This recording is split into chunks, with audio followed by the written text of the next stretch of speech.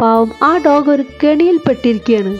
ഒരു സഹായത്തിനായി അവൻ കൈനീട്ടുകയാണ്. ഇതെന്താ സംഭവം എന്ന് എനിക്ക് മനസ്സിലാവുന്നില്ല. കാരണം ആ ഒരു വടിമലാണ് എങ്ങനെയാണ് ഇവന്റെ കഴുത്തിലേക്ക് അത് കുടുങ്ങിപ്പോയതെന്ന് മനസ്സിലാവുന്നില്ല. ദൈവഭാഗ്യം കൊണ്ട് നല്ലൊരു മനുഷ്യനാണ് അതുവഴി വന്നത്. ഒരുപാട് കഷ്ടപ്പെടേണ്ടി വന്നു ആ ഒരു ഡോഗിനെ അദ്ദേഹത്തിന് രക്ഷിച്ചെടുക്കാനായിട്ട്. കാരണം വല്ലാത്തൊരു കെണി തന്നെയാണ്. അതൊന്ന് ശ്രദ്ധിച്ചു നോക്കിയാൽ നിങ്ങൾക്ക് മനസ്സിലാവും.